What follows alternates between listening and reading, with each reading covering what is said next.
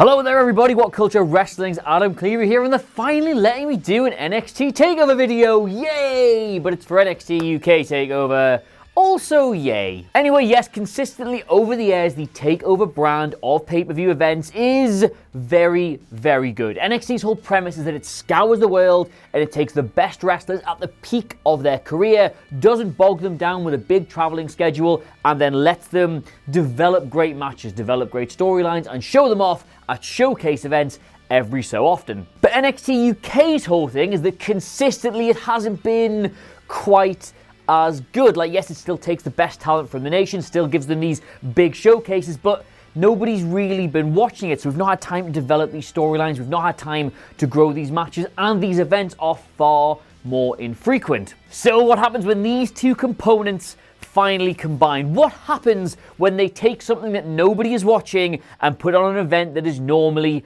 unmissable? Well, for a white-hot, pissed-up crowd in Blackpool and a bumper crop of network viewers, we were all about to find out. So yes, without further ado, my name is, of course, Adam Kayleigh. Coincidentally, on Mondays, we wear yellow, and these are all the ups and downs for NXT TakeOver UK 2 Blackpool, or NXT UK TakeOver Blackpool 2, or NXT TakeOver Blackpool whatever.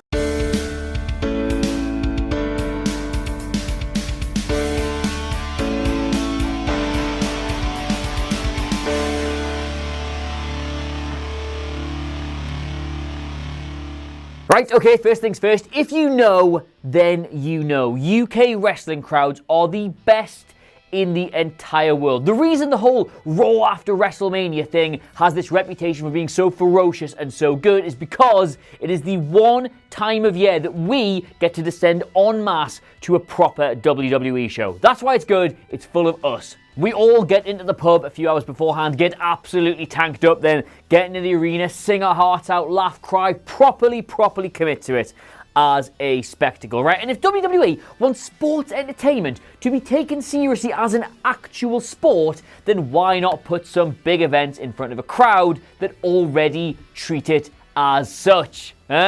Just an observation and an up. I'm not arrogantly saying that all British crowds get an up on any single event, but the one here tonight really did elevate a lot of what was on show. Some of the matches were brilliant, some of the matches weren't, but they all felt important because the crowd was trying its best to get behind it. Even the main event, which we will come to. Your first match of the night, Eddie Dennis versus Trent Seven, and my god, what is that mask?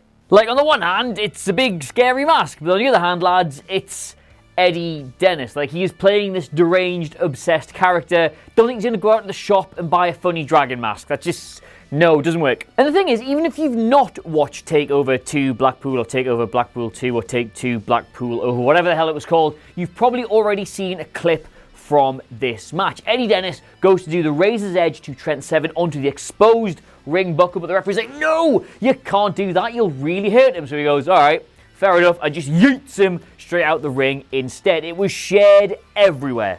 But if you're sitting there at home going, Adam, what happened in the 7 minutes and 30 seconds that led up to this moment? Then I can tell you, dear viewer, that it was pretty much nothing.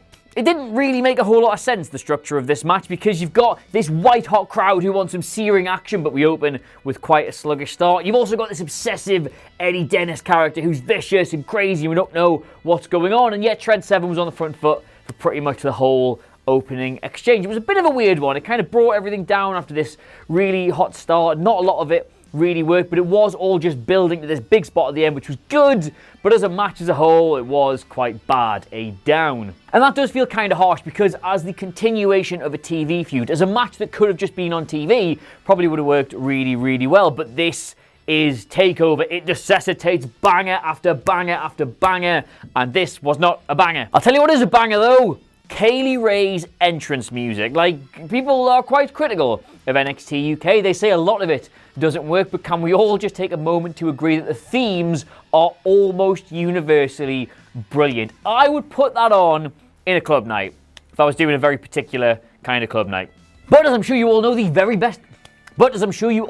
very best thing about NXT proper is its women's division. It produces great rivalries. There is a queue a mile long of credible title challenges, and while yes, its UK counterpart doesn't have the same depth to its roster or the same showcase on which to showcase them all, this could have fit quite naturally, quite easily in amongst the best offerings from over the Atlantic this year. Now we're going to get to the result of this match in a minute because I have some issues with that, but the actual match itself was, unlike the match that opened the show, a Takeover quality banger. It had a frenetic start, it had really exciting near falls. It should have opened the show, but in the end, Kayleigh, ever the opportunist, she picks up the win. She retains the NXT UK Women's Championship. There were some fantastic spots in this as well, and you can do that when you've got three very different wrestlers. Like Toni Storm she's a striker and she's very technique based. Kayleigh can fly all over the place but is a vicious heel, and in Piper Niven they have a really strong big powerhouse unit. It was just,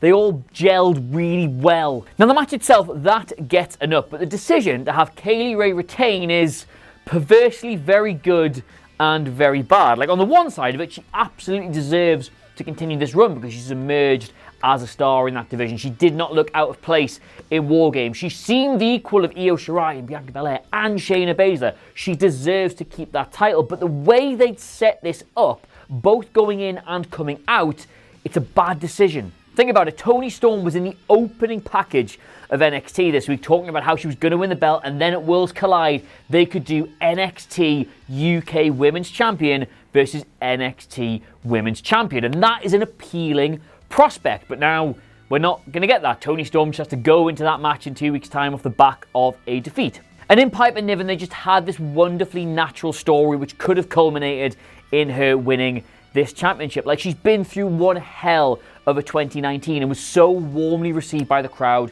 when she eventually returned. You could have just put the belt on her and it would have capped all that off nicely, but instead you've got to start building her back up until the next UK takeover, which is in what, August probably? Like, it's a long way away. You've missed the boat on that one. So yeah, yes, Kayleigh retaining is good, but overall this is a down because, well, now you've got Piper Niven missing a great opportunity and Toni Storm really underwhelming at Worlds Collide. So you kind of made a rod for your own back there, NXT UK, or NXT, or WWE. I never know who to blame. And I've just got this, like, one crazy idea that could, I don't know, maybe fix everything. And I know you're like, oh, Adam, here we go again with these harebrained ideas which somehow make loads and loads of sense. But why not just make Worlds Collide champion versus champion? And then have Kayleigh go and do it. Have that be the stakes for Toni Storm. And you've protected her by not having her take the pin, but also now she can build up and then do the thing in future rather than being like, hey, I know I promised you all this great match, but don't have the belt, so put them up. Anyway, yes, we'll just quickly move on and skim over the next match because I did start promising I'd make these videos a little bit shorter. And what have we got next? Bate versus Jordan Devlin. Oh, good. If a writer here at What Culture Wrestling started unironically referring to a match as the match of the year before it even taken place, me, Sidgwick, Hamflet, and probably Benjamin Richardson would take him around to the pool table, have a kind word, and then kick his head in. However, in the space on the poster normally reserved for either the championship that's being defended or the stipulation of the match, NXT UK literally wrote the match of the year. Right above Bate and Devlin's heads, they wrote the match of the year before it even taken place. Like, the potential damage to these men's careers versus the potential reward is just idiotic. And yet, oh God, and yet 22 and a half minutes later, the entire ballroom in Blackpool on its feet, including William Regal and Triple H, I might add, standing ovation for these two men for delivering what might well be the match of the year. Now, if you are a regular viewer of NXT Ups and Downs, you will know that every now and then I will just take a match and go, do you know what? I'm not going to describe that to you. I'm not going to give you a pass to watching it. Just go and watch the thing. And this match, categorically, please, I beg you, just go and watch the thing. It is an up. It gets the yellow jumper. It gets the yellow something, this one, and it's just brilliant. The entire story surrounding it, man, like, it goes all the way back to the quarterfinals of the first ever UK tournament 3 years ago, where they met and Bate beat him and went on this great career trajectory, went on this warpath, got all these opportunities, and Devlin has had to scratch and fight his way to get even half of those things. It's brilliant. You can see the disdain and the hatred in Devlin's eyes. There is a spot where he gets him in a surfboard and he wrenches his head so far back. You can feel how much he wants to beat him. It's brilliant wrestling storytelling and it's brilliant in-ring action, and both inform the other, and it's everything great pro wrestling should be. Tyler Bate is 22. 22. I hate him. Speaking of hating things, I went on the internet this morning and read all these searing hot takes about NXT, Take-Two, Blackpool, whatever, and discovered that loads of you did not like the ladder match. And to that I say, get a grip. It was really cliched and formulaic. Send tweet. They did all the same spots they always do in ladder matches. Send tweet. I really don't care about any of these guys. Send tweet. It's a ladder match. It was a ladder match. They got ladders out. They jumped off the ladders. They fell through the ladders. They fell through tables off the ladders. They got increasingly higher, wobbly ladders. They all climbed the ladders at the same time really slowly. Yes, you've seen it a million times before, but it's really good. Yes, right, I know that nobody's really interested in any of this. Yes, I know that nobody really cares about the spectacular blow-off to the NXT UK Tag Team division. Yes, I know that the only team who feel like they suit this kind of match, Flash Morgan Webster's and Mark Andrews, kind of got sidelined in all of it, and that everybody else is like a bruiser or a hard hitter or a technical guy. Yes, I know none of it really makes a lot of sense. Yes, I know that you want to see Zach Gibson given a singles run instead of doing all this tag team stuff. Yes, I know that nobody understands why they're pushing Gallus as faces when they're so inherently unlikable. Yes, I know all of this, but when the match doesn't make sense, when the composite ingredients do not make sense, put them in a showcase that doesn't make sense either. Have them throw themselves off high structures. It's fine. It's a ladder match. What I'm trying to say here is that yes, I understand all the criticisms of this as a spectacle, as a blow-off, as a story, as a match itself, but even though they are some 20 years old now, if you are somehow bored of the tropes of the ladder match, you are bored of life. Up.